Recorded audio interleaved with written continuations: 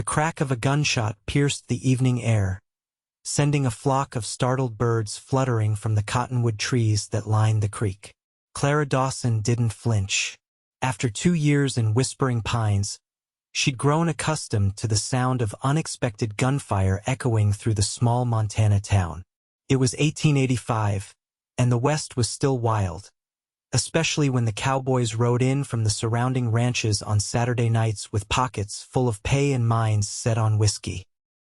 Clara tucked an errant strand of auburn hair behind her ear and continued sweeping the boardwalk in front of her modest dressmaking shop. The sun was beginning its descent behind the jagged peaks of the distant mountains, painting the sky in hues of amber and gold. Another Saturday night in Whispering Pines meant another evening of drunken revelry, boisterous laughter, and occasional fistfights spilling out of Hollister's saloon across the street. At 25, Clara had grown weary of the weekly chaos. She had arrived in this frontier town full of hope and determination, eager to establish her own business and build a life far from the stifling confines of Boston society. Her parents had been appalled when she announced her intention to journey west, her father threatening to disown her, her mother taking to her bed with a case of the vapors. But Clara had been resolute. The West represented freedom, opportunity, and the chance to forge her own path. Now, as she watched several cowboys stumble out of the saloon, their raucous laughter carrying across the dusty street, she wondered if she'd been naive. Whispering Pines had welcomed her dressmaking skills, the women of the town grateful for a talented seamstress who could transform their drab garments into something closer to the fashions they saw in the mail-order catalogs. But the town itself had proven to be less than welcoming in other ways. It was a rough place, dominated by the interests of the cattle barons and the whims of unruly cowboys. "Miss Dawson!" A voice called out, pulling Clara from her reverie. She looked up to see Mrs. Whitaker, the banker's wife, approaching with her typical brisk stride. "I do hope you'll have my gown ready for the Founders' Day celebration next weekend. Mr. Whitaker and I will be hosting the town council members for dinner beforehand, and I simply must look my best." Clara forced a smile. "Of course, Mrs. Whitaker. I've just finished the embroidery on the bodice. You're welcome to come by tomorrow afternoon for a final fitting." Mrs. Whitaker nodded approvingly. "Excellent.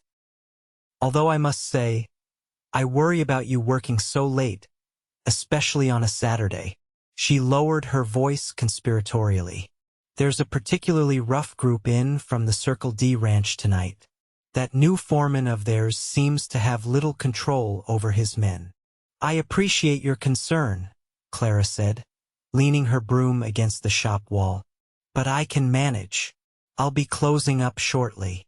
Mrs. Whitaker cast a disapproving glance toward the saloon. "Well, do be careful.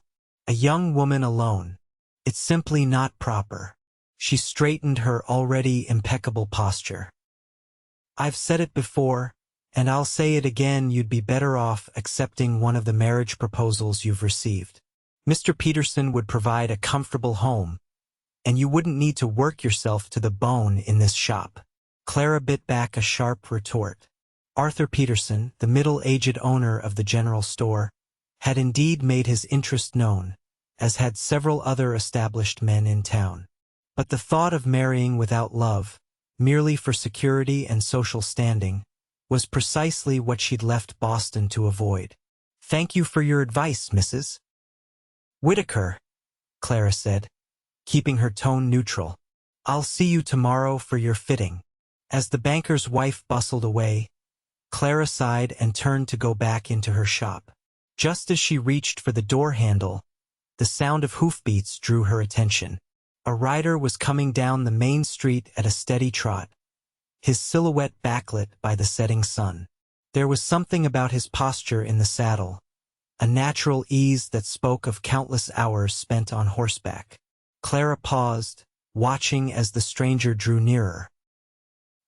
He rode a magnificent chestnut stallion, the animal's coat gleaming with good care despite what appeared to be a long journey. The rider himself was tall and broad-shouldered, wearing a dust-covered duster and a wide-brimmed hat pulled low over his eyes. As he passed the saloon, several cowboys stumbled out onto the boardwalk, one of them tripping and falling directly in the path of the oncoming horse. The chestnut reared, but the rider controlled it masterfully, pulling the animal to a stop mere inches from the fallen man. "Watch yourself," the rider said, his voice low but carrying in the evening air. The fallen cowboy scrambled to his feet, liquor making him belligerent. "You watch yourself, stranger. This here's Circle D territory." Clara could see the rider's face now, illuminated by the lanterns hanging outside the saloon. He was younger than she'd initially thought, perhaps 30, with a strong jaw shadowed with several days' worth of beard. His eyes were alert, taking in the group of cowboys now gathering around him. "Just passing through," the rider said calmly. "No need for trouble." "Where you headin'?" another cowboy demanded, his hand hovering near his holstered pistol. The rider's gaze swept the street, briefly landing on Clara before returning to the confrontational cowboys. "Looking for work. Heard the Rocking M might be hiring." A tense silence followed his words. The Rocking M and Circle D ranches had been locked in a bitter feud for years, their dispute over water rights escalating into occasional violence. "Maitland's hiring trash now, is he?" the first cowboy spat. "Well, you tell that old fool that Circle D'll be damming up Cooper's Creek come next week. Let's see how his precious herd survives without water." The rider remained impassive. "Like I said, just looking for work. Your quarrel with Maitland isn't mine." "It is if you're riding for him," another cowboy said, stepping closer to the horse. "Maybe we ought to send him a message." Clara had seen enough. Without thinking, she stepped off the boardwalk. "Gentlemen," she called out, her voice firm despite her racing heart. "It's getting late, and some of us would appreciate a quiet evening. Perhaps you could continue your discussion elsewhere." The cowboys turned toward her, surprise evident on their faces. Clara held her ground, though she was acutely aware of how vulnerable she was. Women in Whispering Pines rarely inserted themselves into men's confrontations. "Miss Dawson," one of the cowboys said, touching the brim of his hat, "this ain't your concern." "It becomes my concern when it happens in front of my shop," Clara replied. Sheriff Turner wouldn't take kindly to another brawl, especially after what happened last month. The mention of the sheriff seemed to give the cowboys pause. The rider took advantage of the moment to guide his horse around the group. "Evening, madam," he said as he passed Clara, tipping his hat. His eyes met hers briefly. They were a startling blue, clear and direct before he continued down the street toward the livery stable. The cowboys, deprived of their target, grumbled among themselves before drifting back to the saloon. Clara released the breath she hadn't realized she'd been holding and returned to her shop, locking the door behind her.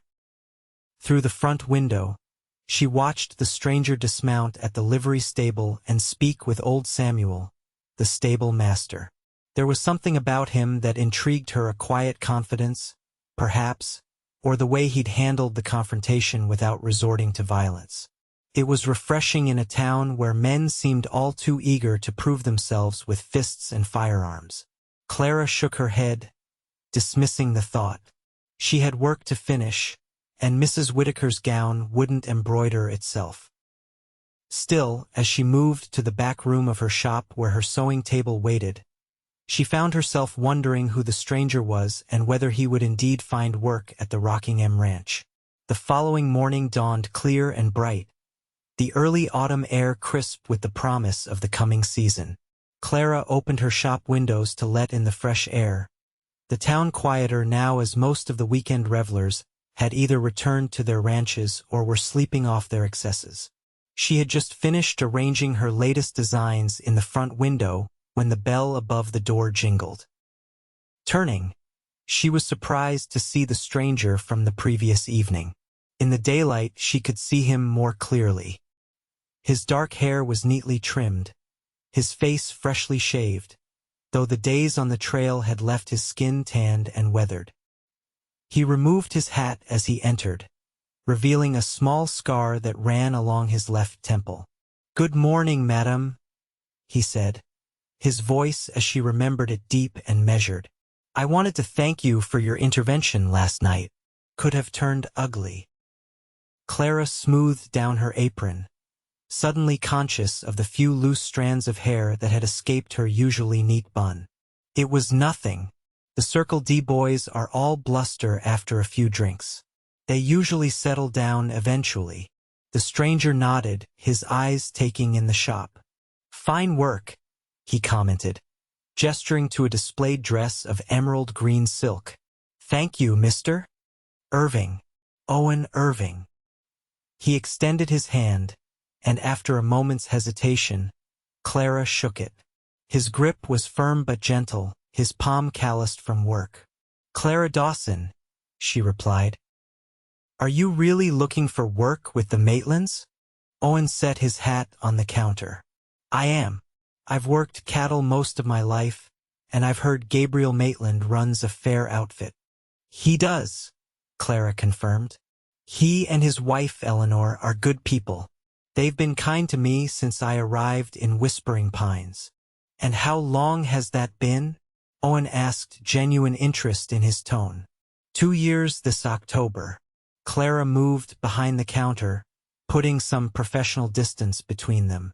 As handsome as Owen Irving might be, she'd learned to be cautious around drifters. "What brings you to this part of Montana, Mr. Irving?" A shadow passed over his features. "Change of scenery. I was foreman on a ranch in Wyoming, but there were complications." Clara raised an eyebrow, waiting for him to elaborate, but he simply offered a small smile. "Nothing nefarious, I assure you. Just time for something new." He picked up his hat. "I should be on my way. The Rocking M is a good 10 miles out, and I'd like to get there before midday." "Of course." Clara walked him to the door. "I hope you find what you're looking for, Mr. Irving." He paused, studying her face for a moment. "As do I, Miss Dawson." With a tip of his hat, he was gone, mounting his chestnut stallion and riding west out of town. Clara watched him go, an inexplicable feeling of disappointment settling over her. She chided herself for the reaction. Owen Irving was just another drifter passing through, one of dozens she'd encountered since moving to Whispering Pines. There was no reason to give him another thought. Yet, as she returned to her work, measuring and cutting fabric for Mrs. Whitaker's gown, her mind kept drifting back to those clear blue eyes and the quiet dignity with which he'd handled himself. The Founders' Day celebration arrived the following Saturday, and with it came the entire population of Whispering Pines and the surrounding area. The town square had been transformed with bunting and lanterns, a wooden platform erected for speeches and later for dancing. Tables laden with food lined one side of the square, while barrels of beer and cider were stacked on the other. Clara wore one of her own creations, a dress of soft blue cotton with delicate white embroidery at the collar and cuffs. She'd spent the morning helping to decorate and now found herself at the punch table, serving refreshments alongside Mrs. Turner, the sheriff's wife. "You've outdone yourself with Mrs. Whitaker's gown," Mrs. Turner commented, nodding toward the banker's wife, who was proudly displaying Clara's handiwork to a group of admiring ladies. "I believe I'll be commissioning something similar for the Christmas social." Clara smiled, pleased with the compliment. "I'd be happy to design something for you, Mrs. Turner, perhaps in a burgundy. It would complement your complexion beautifully." Their conversation was interrupted by the arrival of several riders from the Rocking M Ranch, Gabriel Maitland leading the procession. Clara's heart skipped a beat when she spotted Owen among them, looking more at ease than when she'd last seen him. He'd clearly found the work he was seeking. As if sensing her gaze, Owen looked in her direction. Recognition flashed in his eyes, and he offered a small nod before dismounting and following the Maitlands toward the refreshment table. "Eleanor," Mrs. Turner called out, waving to Mrs. Maitland. "How wonderful to see you. It's been far too long since you've come to town." Eleanor Maitland, a dignified woman in her 50s with silver-streaked black hair, embraced Mrs. Turner warmly. "Running a ranch doesn't leave much time for social calls, I'm afraid. But we wouldn't miss Founder's Day." She turned to Clara with a genuine smile. "Clara, dear, you look lovely. That shade of blue is perfect for you." "Thank you, Mrs. Maitland," Clara replied, aware that Owen was now standing just behind his employer, his gaze flickering to her occasionally. Gabriel Maitland, a tall man with a salt and pepper beard, clapped a hand on Owen's shoulder. "Ladies, have you met our new foreman? Owen here has whipped our cowhands into shape in just a week. Never seen a man with such a way with horses, either." Clara tried to hide her surprise. Foreman was a significant position, not typically given to a newcomer. Owen must have impressed the Maitlands considerably. "Miss Dawson and I have met briefly," Owen said, stepping forward and removing his hat. "She intervened when some Circle D boys were making trouble in town last weekend." Mrs. Maitland's expression darkened. "Those Decker men are becoming increasingly problematic. Gabriel, you should speak with Sheriff Turner about their threats regarding Cooper's Creek." Before Mr. Maitland could respond, a commotion from the other side of the square drew everyone's attention. Victor Decker, owner of the Circle D Ranch, had arrived with his son, Bradley, and several of his men, the same cowboys who had confronted Owen in town. The tension in the air was immediate and palpable. Sheriff Turner moved quickly to intercept the Deckers, his hand resting casually on his holstered pistol. Words were exchanged, too distant for Clara to hear, but the sheriff's stance made it clear he wouldn't tolerate any trouble during the celebration. "That man is determined to ruin this day," Mrs. Maitland murmured. "Come, Gabriel, let's speak with Mayor Hollister. Perhaps he can help mediate this situation before it escalates further." As the Maitlands moved away, Owen remained by the refreshment table, his eyes fixed on the Deckers. "Seems I walked into quite a situation here," he said quietly to Clara. "The feud between the Maitlands and the Deckers goes back almost a decade," Clara explained, keeping her voice low. "It started over water rights to Cooper's Creek, which runs between their properties, but it's become personal now. Bradley Decker courted the Maitlands' daughter, Margaret, a few years ago, then broke her heart rather publicly. She left for Denver shortly after, and Mrs. Maitland has never forgiven the Deckers." Owen's expression remained neutral, but Clara could see him processing this information. "Complicated indeed," he said finally. "Water disputes I understand, but family matters make everything messier." Clara nodded, then realized they were being observed. Arthur Peterson, the general store owner, was watching them with undisguised interest from across the square. As soon as he caught Clara's eye, he began making his way toward them. "Mr. Peterson," Clara greeted him, trying to keep her tone pleasant. "How are you enjoying the celebration?" Arthur, a portly man in his 40s with thinning hair and a perpetually worried expression, barely acknowledged her question. His attention was fixed on Owen. "You must be the new hand at Maitland's place. Word travels fast in small towns." "Foreman," Owen corrected mildly, extending his hand. "Owen Irving." Arthur shook it briefly, his expression cooling further. "Arthur Peterson. I own the general store. Been here since the town was founded 15 years ago." He turned to Clara. "I was hoping you might save me a dance later, Miss Dawson. The musicians will be starting after the mayor's speech." Clara hesitated. She had no desire to dance with Arthur, but outright rejection would be both rude and potentially damaging to her business. Many of her customers were friends with Arthur, and his influence in the town was considerable. Perhaps one dance, Mr. Peterson, she conceded, already dreading it. Arthur beamed, shooting a triumphant glance at Owen. Wonderful. I'll claim you for the first set, then. With a nod to Owen that was more dismissal than courtesy, he walked away. An admirer? Owen asked, a hint of amusement in his voice. Clara sighed. One of several who seemed to think a woman alone in business must be desperate for a husband.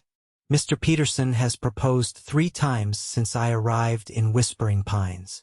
And you've refused him. It wasn't a question, but Clara answered anyway. I didn't come west to exchange one cage for another, Mr. Irving. I left Boston to build something of my own, not to become someone's wife and housekeeper. Owen studied her, something like respect kindling in his eyes. That takes courage, Miss Dawson. Not many would understand your choice. They don't, Clara admitted, surprising herself with her candor. They called me a fool for staying in business on my own, for refusing respectable proposals. Mrs. Whitaker tells me weekly that I'm wasting my youth and beauty, as if those are commodities with expiration dates rather than aspects of who I am. The conversation was interrupted by the mayor calling for attention, summoning everyone to gather around the platform for his annual Founders' Day speech.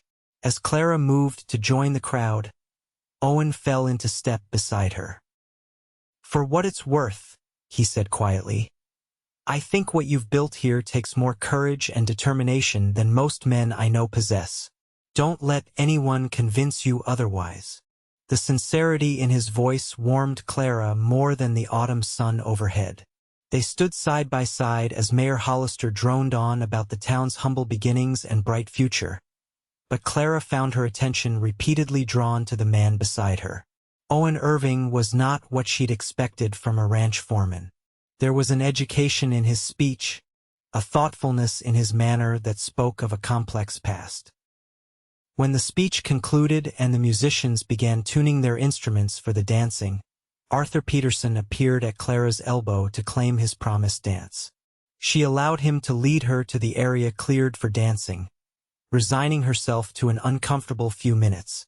Arthur was a clumsy dancer, stepping on her toes twice within the first minute and holding her closer than propriety dictated. You look lovely today, Clara, he said, his breath hot against her ear. That dress brings out the green in your eyes, though I've always thought you'd look even lovelier in a wedding gown. Clara stiffened. Mr. Peterson, I've been clear about my feelings on that matter. Arthur, please, he insisted. And yes, you've been clear, but I remain hopeful that you'll reconsider. A woman alone faces so many challenges. My store is prospering, and I could provide a comfortable home. You wouldn't need to work such long hours at that shop of yours. I enjoy my work, Clara said firmly. My shop is doing well, and I have no desire to give it up. Arthur's expression hardened slightly. Pride is a dangerous thing, Clara. People talk, you know. They wonder why a young woman refuses good offers from established men. Some are beginning to think you're unreasonable. The thinly veiled threat wasn't lost on Clara. In a small town like Whispering Pines, reputation was everything. If enough people began to view her as difficult or prideful, it could affect her business. Before she could formulate a response, the dance ended, and Arthur was forced to release her. To her surprise, Owen appeared at her side almost immediately. I believe the next dance was promised to me, Miss Dawson, he said smoothly, offering his arm. Though no such promise had been made, Clara gratefully took his arm. Indeed it was, Mr. Irving. Arthur looked between them, his face flushing with anger, but social convention prevented him from making a scene. He gave a stiff nod and retreated to the edge of the dance floor. Thank you, Clara murmured as Owen led her into the next dance, a lively reel that required less proximity than the previous waltz. Though I don't recall promising you a dance. Owen's mouth curved into a smile that transformed his serious face. I took a chance. You looked like you needed rescuing." "I'm not accustomed to being rescued, Mr. Irving. I generally manage my own affairs." "I've no doubt of that," Owen replied, expertly guiding her through a turn. "Consider it a neighborly gesture rather than a rescue, then." Clara found herself smiling in return. Owen was an excellent dancer, his movements confident and graceful despite his tall frame. "You dance well for a cowboy," she observed. "My mother insisted on proper dancing lessons. She had aspirations for me that didn't include riding the range." There was a hint of old pain in his voice, quickly masked. "But some men aren't suited to drawing rooms and business ledgers." Clara wanted to ask more, curious about the past he so carefully avoided discussing, but the dance grew more energetic, requiring their full attention. By the time it ended, they were both slightly breathless, and Clara was more aware than ever of the strong hand at her waist, the broad shoulders beneath his well-worn jacket. The moment was shattered by a shout from across the square. Bradley Decker, Victor's son, was engaged in a heated argument with one of the Maitland ranch hands. As they watched, the argument escalated, Bradley shoving the other man hard enough to send him sprawling in the dust. Sheriff Turner moved quickly to intervene, but not before Gabriel Maitland reached the scene, his face thunderous.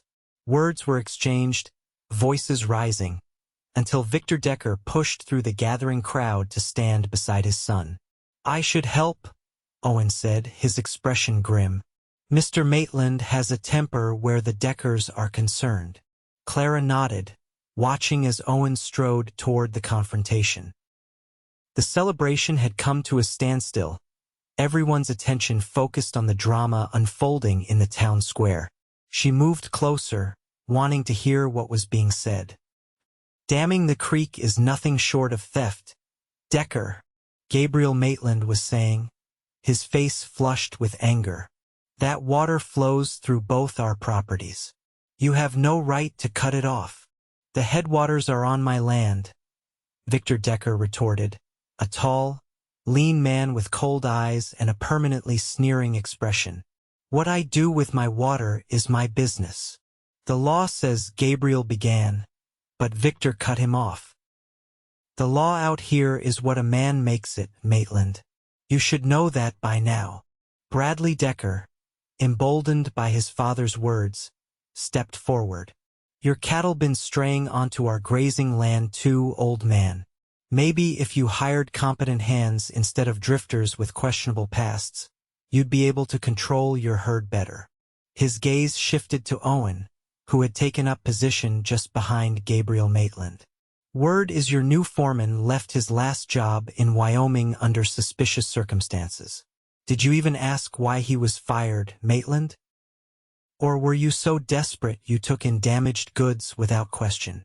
Owen's expression didn't change, but Clara saw his hands clench into fists at his sides. Gabriel Maitland, however, was less restrained. "You watch your mouth, boy," he growled. "Owen Irving is worth 10 of your drunken cowhands. And if you think I'll stand by while you steal the water my cattle need to survive, you're sorely mistaken." Victor stepped between them, his hand drifting toward the pistol at his hip. "Is that a threat, Maitland?" Sheriff Turner moved forward, his hand on his own weapon. "That's enough, both of you. This is a town celebration, not a place for your feud. Either calm down and enjoy the day, or take yourselves back to your ranches." For a tense moment, it seemed as though the confrontation might escalate further, but then Owen placed a restraining hand on Gabriel Maitland's shoulder. "Mr. Maitland," he said quietly but firmly. "Mrs. Maitland looks concerned. Perhaps we should rejoin her and continue this discussion another time, when cooler heads might prevail." Gabriel hesitated, then gave a short nod. "This isn't over, Decker," he said before turning away. Owen followed, guiding his employer back toward where Eleanor Maitland stood watching anxiously. The Deckers, denied the satisfaction of further confrontation, retreated to the other side of the square. Slowly, The celebration resumed, the musicians striking up another tune, though the carefree atmosphere had been irreparably damaged. Clara made her way to where Owen and the Maitlands now stood, arriving just in time to hear Eleanor Maitland speaking earnestly to her husband. "Gabriel, we cannot afford another conflict with the Deckers. Not now, not with the drought already threatening the herd. If they dam Cooper's Creek as they're threatening." "We'll manage, Eleanor," Gabriel assured her, though his expression remained troubled. "Owen has already suggested diverting water from the North Ridge. It will mean extra work, but it could see us through if the Deckers follow through on their threat." Owen nodded, his gaze meeting Clara's as she approached. Something flickered in his eyes, concern, perhaps, or embarrassment that she had witnessed the confrontation. "Miss Dawson," he acknowledged. "I apologize for abandoning our dance so abruptly." "No apology needed, Mr. Irving," Clara assured him. "Is there anything I can do to help?" Eleanor Maitland smiled warmly at her. "You're a dear to offer, Clara, but this is an old problem without an easy solution, though perhaps." She glanced at her husband. "Gabriel, we've discussed hosting a dinner for some of the influential townspeople to explain our side of the water dispute. Perhaps we should move forward with that plan sooner rather than later." Gabriel ran a hand through his beard, considering. "Might not be a bad idea. If the town understands what the Deckers are planning, public opinion could sway against them." "Would you be willing to help organize such a dinner, Clara?" Eleanor asked. "You have connections with many of the ladies in town through your shop. Your support would mean a great deal." Clara hesitated only briefly. The Maitlands had been kind to her when she first arrived in Whispering Pines, offering friendship without judgment. "Of course, Mrs. Maitland. I'd be happy to help." "Excellent." Eleanor clasped her hands together. "Perhaps next Saturday?" That would give us time to prepare properly. As they discussed the details of the proposed dinner, Clara couldn't help noticing how Owen remained slightly apart from the group, his gaze repeatedly scanning the crowd as if expecting further trouble. When the Maitlands moved off to speak with Mayor Hollister about their plans, Clara found herself alone with Owen once more. "Bradley Decker mentioned Wyoming," she said, watching his reaction carefully. "He implied you left under difficult circumstances." Owen's expression closed off. "People talk, especially in small towns. Not all of what they say is true." "I'm not asking for gossip's sake, Mr. Irving," Clara said softly. "But if I'm to help the Maitlands, I should know what we're facing. The Deckers will use anything they can against them, including their association with you." Owen was silent for a long moment, his gaze fixed on the distant mountains. Finally, he sighed. "I was foreman at the Lazy S Ranch near Laramie. The owner's daughter took a fancy to me. I didn't encourage it, she was only 17, and I knew her father would never approve. But she was persistent." Clara waited, sensing there was more to the story. "When her father discovered she'd been slipping out to meet me, though nothing improper ever occurred, I swear it, he accused me of seducing her. Gave me a choice. Leave immediately or face charges of impropriety with a minor. I left." Owen's jaw tightened. "The girl confessed the truth after I was gone, that she'd pursued me and I'd refused her, but by then the damage to my reputation was done. Word spreads fast among ranchers." "And the Maitlands hired you despite knowing this?" Owen nodded. "Mr. Maitland has a good friend who works the Lazy S.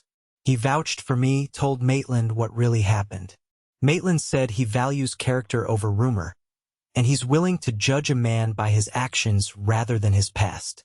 Clara studied Owen's face, finding only sincerity in his clear blue eyes. "Thank you for telling me. It can't have been easy to revisit that experience." "The truth rarely is easy, Miss Dawson, but it's always preferable to living with lies." He offered his arm. "Now, I believe we were in the middle of a dance when we were interrupted. Would you care to continue?" Clara hesitated, aware of the eyes on them. Arthur Peterson was watching from near the refreshment table, his expression thunderous.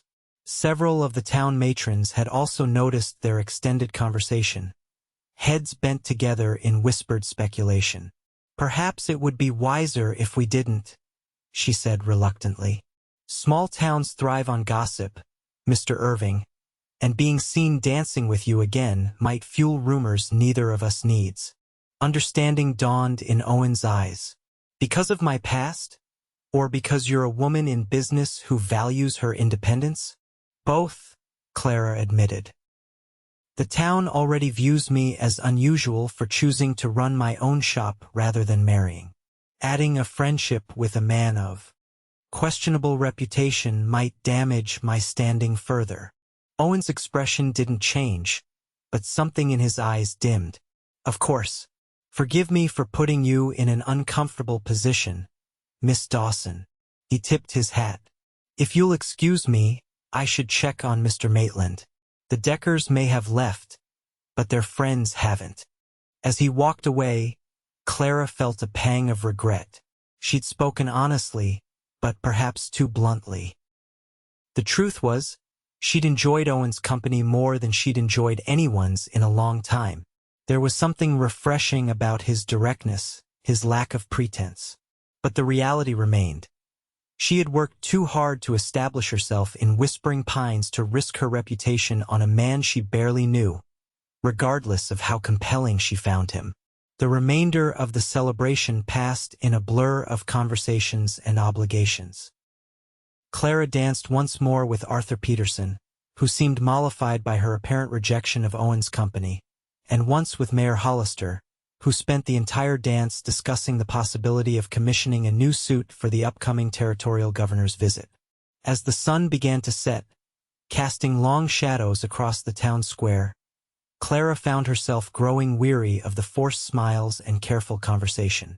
She made her goodbyes to the Maitlands, confirming the details for the upcoming dinner, and began the short walk to her shop and the small apartment above it. To her surprise, she found Owen Irving waiting on the boardwalk outside her shop, his horse tethered nearby. He straightened as she approached, removing his hat. "Mr. Irving," she said, unable to keep the surprise from her voice. "I thought you'd returned to the ranch with the Maitlands." "They've gone ahead," Owen confirmed.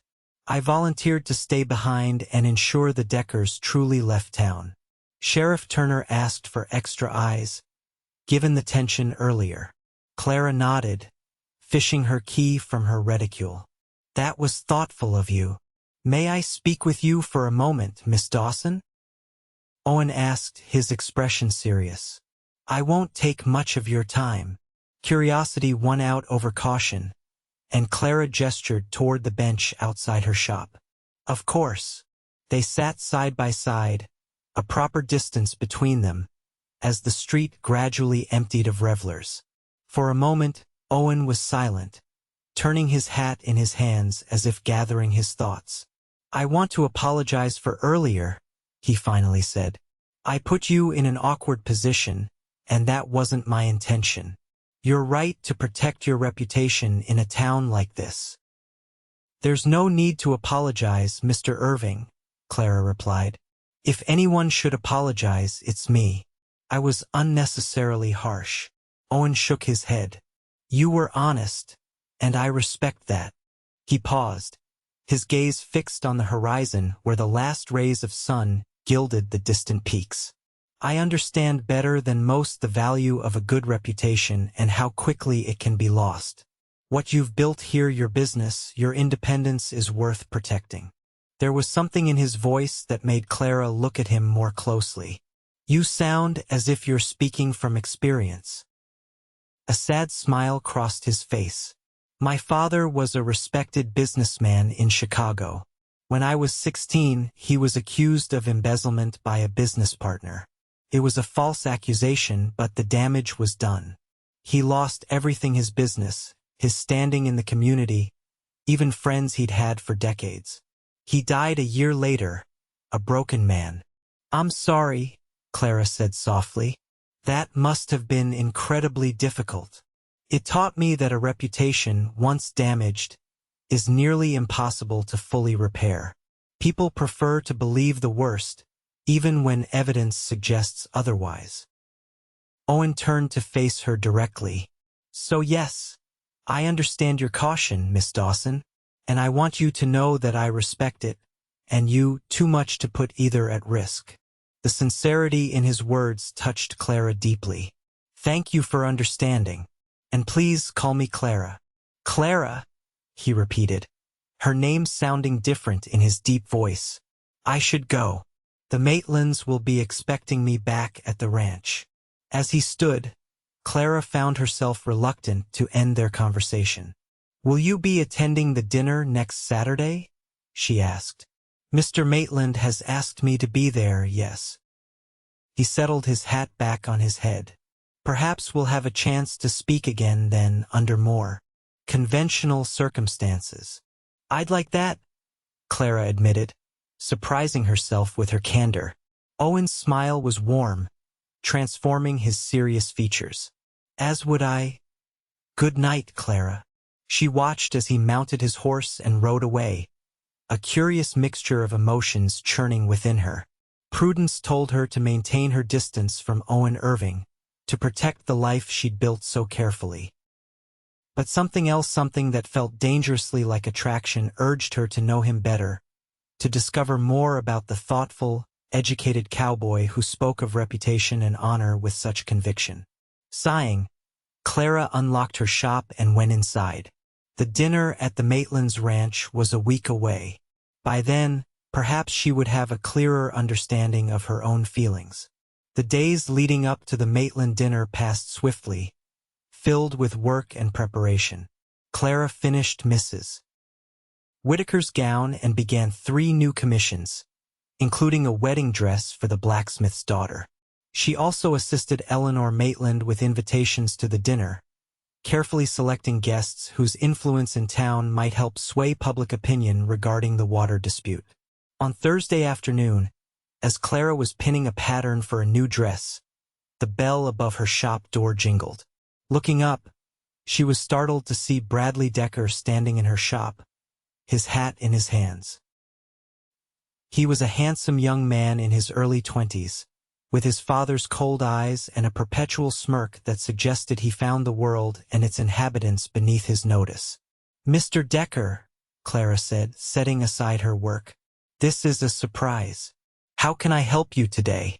Bradley sauntered into the shop, his gaze roaming over the displayed dresses before settling on Clara. Miss Dawson, looking lovely as always. His smile didn't reach his eyes. I understand you're helping the Maitlands organize a dinner this Saturday. Clara maintained a neutral expression, though internally she was on alert. Bradley Decker had never shown any interest in her shop before. Mrs. Maitland asked for my assistance, yes. Interesting choice, involving yourself in ranch business. Bradley picked up a bolt of silk, running it through his fingers before setting it down carelessly. Especially such contentious business. I'm simply helping a friend with a social event, Mr. Decker. Nothing more. Bradley's smile widened, becoming even less pleasant. Is that so? Because word around town is that you've become quite friendly with Maitland's new foreman, that Harvard dropout playing cowboy. Clara stiffened. My friendships are my own concern, Mr. Decker. Now, unless you're interested in commissioning a garment, I'm quite busy today. Instead of leaving, Bradley moved closer, leaning against her cutting table. You know, my father controls most of the cattle business in this region. The Maitlands are finished, they just don't know it yet. When that creek runs dry, their herd will be worthless. Might want to consider where your loyalties lie, Miss Dawson. Are you threatening me, Mr. Decker? Clara asked, her voice steady despite her racing heart. Threatening? No. Bradley straightened, adjusting his vest with exaggerated care. Just offering some friendly advice. A woman in business needs customers. Would be a shame if the ladies of prominent families suddenly found your services unnecessary. Before Clara could respond, the shop door opened again. To her immense relief, Sheriff Turner stepped inside, his weathered face creasing into a frown when he spotted Bradley. "Decker," he said, his hand resting casually on his holstered pistol. "Didn't expect to find you shopping for dresses." Bradley's smirk faltered slightly. "Just passing the time, Sheriff. Miss Dawson and I were having a friendly chat." "Aha!" The sheriff's tone made it clear he didn't believe a word. "Well, your father's looking for you. Said something about heading back to the ranch before dark." Bradley glanced between Clara and the sheriff, clearly weighing his options. Finally, he settled his hat on his head with deliberate slowness. "Good day, Miss Dawson. Consider what I said." After he left, Sheriff Turner turned to Clara, concern evident in his lined face. "Everything all right, Miss Dawson? That boy giving you trouble?" Clara hesitated, then decided honesty was the best course. "He implied that my association with the Maitlands might be bad for business. I believe he was trying to intimidate me into withdrawing my support for their dinner on Saturday." The sheriff's frown deepened. "This feud is getting out of hand. I'll have a word with Victor Decker, though I doubt it'll do much good. That man's as stubborn as they come." "Thank you, Sheriff. I appreciate your concern." After the sheriff left, Clara tried to return to her work, but Bradley Decker's visit had unsettled her more than she wanted to admit. The implied threat to her business was concerning. If the Deckers were willing to use their influence to turn customers away from her shop, she could find herself in serious financial difficulty. By Saturday, Clara had resolved not to let Bradley Decker's intimidation tactics affect her decision to support the Maitlands. They had been kind to her when she first arrived in Whispering Pines, offering friendship and practical help as she established her business. Loyalty demanded no less from her in return. The Rockingham Ranch was located 10 miles west of town, a sprawling property nestled against the foothills of the mountains. Clara arrived in the early afternoon to help Eleanor Maitland with final preparations, having accepted the offer of a ride from Mayor Hollister and his wife, who were also invited to the dinner. The ranch house was an impressive 2-story structure built of solid timber, with a wide veranda wrapping around 3 sides. As Clara stepped down from the Hollisters' buggy, she couldn't help admiring the care evident in the property: the well-maintained barn, the neat bunkhouse, the carefully tended vegetable garden behind the main house. Eleanor Maitland greeted her warmly, ushering her inside while the mayor and his wife followed more slowly. "Clara, dear, thank you for coming early. There's so much to do, and I'm afraid I'm quite overwhelmed." "Happy to help," Clara assured her, removing her bonnet and gloves. "Just tell me where to start." For the next 2 hours, Clara assisted with everything from arranging flowers to polishing silver. The Maitland's cook, a formidable woman named Mrs. Hargrove, had prepared an impressive feast, and the dining room table was set for 12 with the family's best china and crystal. Clara was arranging a final bouquet of late-blooming wildflowers when she heard the sound of approaching horses. Glancing out the parlor window, she saw Owen and 2 other ranch hands returning from what appeared to be a patrol of the property. Even from a distance, she could recognize Owen's tall figure and the distinctive chestnut stallion he rode. "The men are back," Eleanor commented, joining Clara at the window. "Gabriel insisted they check the creek today, though I told him the Deckers wouldn't attempt anything so bold in broad daylight." She sighed, smoothing her already immaculate gray silk dress. "This dispute is taking a toll on him. On all of us, really." Clara turned from the window. "Mrs. Maitland, if I may ask, what exactly is at stake with Cooper's Creek? Surely there must be other water sources on your property." Eleanor's expression grew solemn. "There are, but none as reliable as the creek, especially during dry years like this one. If the Deckers dam it as they're threatening, We'll lose access to the main water source for the eastern section of our grazing land, the most fertile portion of our ranch. It could mean losing a third of our herd to thirst or forced sale at depressed prices." "That would be devastating," Clara murmured, understanding now why Gabriel Maitland had reacted so strongly at the Founders' Day celebration. Indeed, Eleanor moved to adjust a painting on the wall, though it needed no adjustment. "The ranch has been in Gabriel's family for 3 generations. The thought of losing any part of it—" She trailed off, her composure briefly cracking before she straightened her shoulders. "But we mustn't dwell on such gloomy thoughts. Our guests will be arriving soon. Perhaps you should freshen up, dear. I've prepared the guest room at the end of the hall for you." Recognizing the change of subject for what it was, an attempt to maintain dignity in the face of genuine fear, Clara nodded and retreated to the guest room. She had packed a special dress for the evening, one of her own designs in a rich burgundy wool that complemented her auburn hair and fair skin. As she changed and arranged her hair in a simple but elegant style, she found her thoughts drifting to Owen. Would he join them for dinner? As foreman, he occupied an ambiguous position, neither family nor common ranch hand. In some households he would dine with the owners, in others he would eat with the workers. Her question was answered when she emerged from the guest room to find Owen in the hallway, freshly shaved and dressed in what was clearly his best outfit, a dark suit that, while not new, was well cared for and fit his broad shoulders admirably. He looked different without his usual cowboy attire, more polished but somehow less himself. "Miss Dawson," he said, his eyes widening slightly as he took in her appearance. That color suits you well." "Thank you, Mr. Irving," Clara replied, oddly pleased by his evident admiration. "You clean up quite nicely yourself." A smile tugged at the corner of his mouth. "High praise from a woman of your discerning taste. Though I confess, I feel somewhat out of place in these formal clothes. Give me a good pair of riding boots any day." "Nonsense," Clara said, moving past him toward the stairs. "You look perfectly at ease. Besides, it's only dinner, not a grand ball." "A dinner with the mayor, the banker, the general store owner, and several other influential townspeople," Owen reminded her, falling into step beside her.